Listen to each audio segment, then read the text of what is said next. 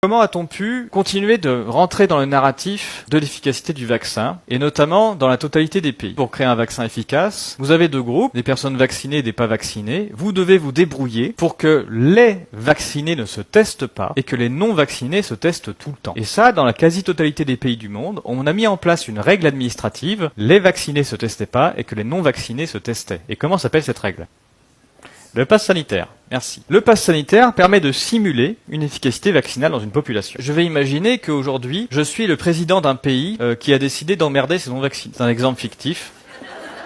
Au sein de mon pays, j'ai 1200 personnes. Et je mets en place une règle qui dit que mes non-vaccinés, ils doivent aller se tester à chaque fois qu'ils vont pisser. Ce qui fait qu'assez rapidement, je vais avoir 1000 personnes qui vont se vacciner et 200 qui ne vont pas se vacciner parce qu'elles veulent pas. Donc mes 200 personnes vaccinées, non vaccinées, pardon, qui doivent se tester à chaque fois qu'ils vont pisser, assez rapidement, je vais en tester 8 sur 10. Ce qui va me faire 160 tests de réaliser. Chez mes personnes vaccinées, il y a que ceux qui aiment se faire gratter le nez gratuitement qui y vont. Et donc je vais en tester 1 sur 10. Ce qui va me faire 100 tests réalisés. Pareil, on continue dans l'exemple fictif. Vous imaginez que les tests sont parfaitement bidons et que le vaccin ne sert rigoureusement à rien. C'est fictif, hein, vous imaginez. Ce qui fait 10% de positivité pour tous. 160 tests réalisés chez mes non-vaccinés, 10% de positivité, ça fait 16 tests positifs. 100 tests réalisés chez mes vaccinés, 10% de positivité, ça fait 10 tests positifs. Et maintenant, je vais faire comme la totalité des bons élèves de l'ensemble des ministères de la Santé, des grands instituts de statistiques, pour pouvoir comparer l'efficacité vaccinale d'une population à l'autre. Ce qu'elles ont toutes fait, c'est qu'elles ont rapporté le nombre de tests positifs à la population initiale. Et donc 16 tests positifs sur 200 personnes chez les non-vaccinés, ça fait un ratio de 80 positifs pour 1000 chez mes non-vaccinés. En face, chez mes vaccinés, j'ai 10 tests positifs pour 1000 personnes. Un ratio de 80 positifs pour 1000 contre un ratio de 10 positifs pour 1000, ça fait une efficacité vaccinale de 95%. Tadam! Le pass sanitaire permet de simuler de manière parfaitement artificielle une efficacité vaccinale en testant beaucoup plus les personnes non vaccinées que les personnes vaccinées. Et ça, on peut le voir de manière extrêmement nette grâce à cette courbe.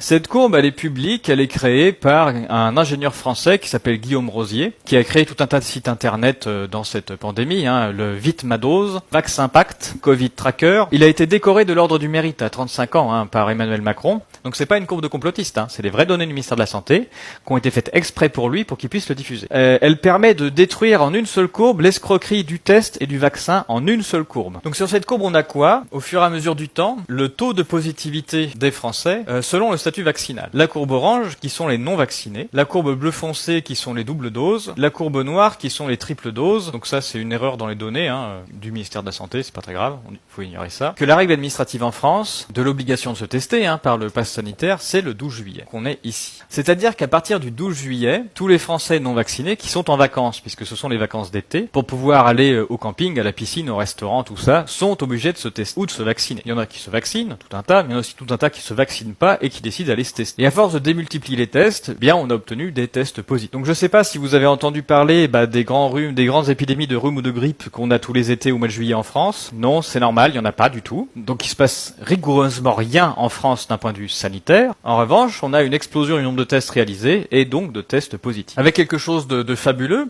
c'est-à-dire que on se retrouve avec une palanquée de Français en vacances qui sont en parfaite santé, ils n'ont pas de symptômes et ils sont déclarés atteints d'une maladie mortelle sans symptômes. Et donc ils doivent s'isoler parce qu'ils pourraient transmettre leur non-maladie aux autres. C'est-à-dire qu'actuellement j'ai pas de symptômes et je suis en train probablement de vous le transmettre à tous. Et il se passe aussi quelque chose administrativement, tous ces Français atteints de la non-maladie, au bout de 15 jours sont considérés guéris. C'est-à-dire qu'avant ils étaient pas malades, mais 15 jours après ils vont quand même beaucoup mieux.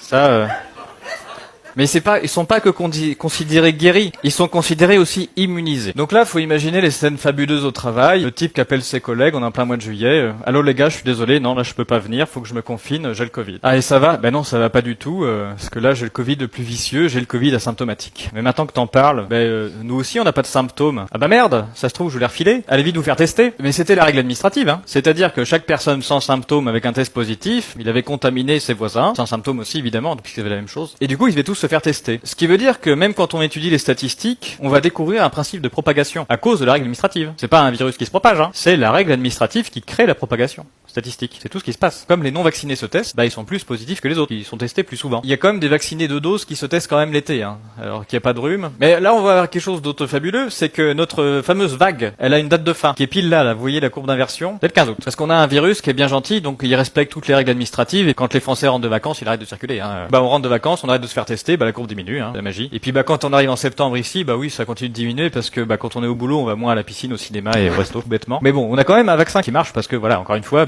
ceux qui se testent, c'est surtout les non-vaccinés. Et puis là, à la rentrée, il y a une belle montée là du nombre de tests positifs. À cette date, ceux qui ont des gamins au collège, comme moi, ont découvert qu'à partir de la rentrée de la Toussaint, tous les gamins du collège devaient se tester tous les 3 jours. Ou alors, fallait qu'ils se vaccinent. Donc c'était ça la pression chez les gamins pour les forcer à la vaccination. Ce qui a fait augmenter le nombre de tests positifs, fatalement chez les non-vaccinés, et chez les jeunes surtout, puisque c'est aux collégiens qu'on faisait ça. Donc ça, c'est ce qu'on voit. C'est l'augmentation du nombre de tests réalisés chez les jeunes et surtout chez les collégiens. Fin décembre 2021, le ministre de la Santé qui dit sur les plateaux de télé, bon, les vaccinés, vous faites tout chier, j'ai encore plein de doses sur les bras. Non, c'est pas ça qu'il dit, pardon.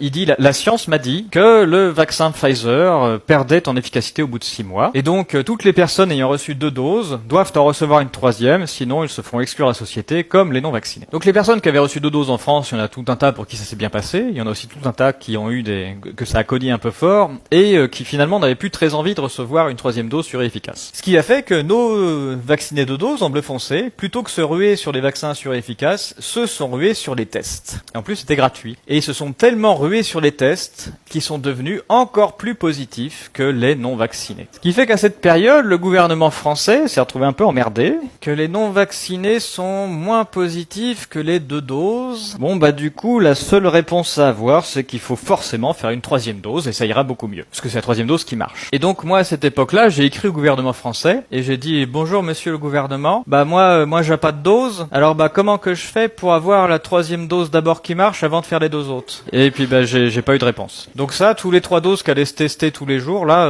je dis très souvent que l'escroquerie Covid-19 a duré 2 ans. Au jour près quasiment, en France en tout cas, puisque l'escroquerie a été mise en place avec la nouvelle codification Covid-19 qui est arrivée partout, à l'hôpital, dans les EHPAD, qui fait qu'on a commencé à compter du Covid-19. Covid-19, on a vu ce que c'est. Il n'y a aucun symptôme Covid-19 de manière officielle pour compter. C'est n'importe quoi. Tout, fièvre, même diarrhée. J'ai des gens qui me disent j'ai le Covid-19 intestinal. Ouais, super. N'importe quel symptôme, ça peut être du Covid-19. Donc on a tout compté en Covid-19 à partir de mars 2020. Et c'est là qu'on a les statistiques Covid-19. Bon, après, même asymptomatique, c'était quand même Covid-19, ce qui est assez fort. Et l'escroquerie s'est arrêtée en mars 2022. C'est-à-dire, vu ça faisait 2 ans que je bossais les statistiques, mars 2022 arrive, et moi j'ai annoncé à tout le monde, c'est bon, c'est terminé. Que l'escroquerie va terminer, ça va redescendre, et on en est débarrassé, il va falloir tenir un peu, mais c'est... Parce qu'en mars 2022, c'est la fin du pass sanitaire. La fin du pass sanitaire termine l'escroquerie qu'il y a, qui a permis de simuler l'efficacité vaccinale. À partir de mars 2020, les non-vaccinés se testent plus, et donc ils deviennent les moins positifs du tas. Plus positifs qu'eux, ce sont les vaccinés de doses. Oui, parce que pour eux, le test c'est encore gratuit, donc vous êtes ici au mois de mars-avril, il fait plutôt beau en 2022. Pour un petit test dans le nez, vous avez quand même une semaine de congé, tout frais payé, hein. Sans symptômes. C'est quand même la seule maladie sans symptômes sur laquelle on a une semaine d'arrêt maladie, tout payé, 100 jours de carence. Salut les copains, ouais, j'ai encore le Covid, là, là, je suis à l'article de la mort, je suis en train de faire mon jardin, je plante mes patates pour l'année prochaine. Oui, c'est ça, on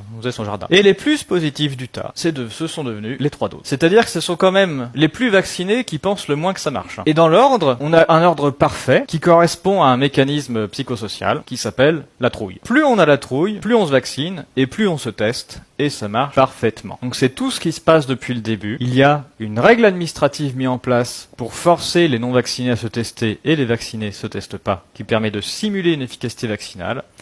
Et quand ça tombe, on voit évidemment rigoureusement l'inverse. Donc c'est pas du tout que le vaccin fait attraper le Covid, hein, tout ça c'est une escroquerie, c'est juste le niveau de trouille. Plus on a la trouille, plus on prend de vaccin et plus on se teste, et c'est tout ce qui s'est passé depuis le début.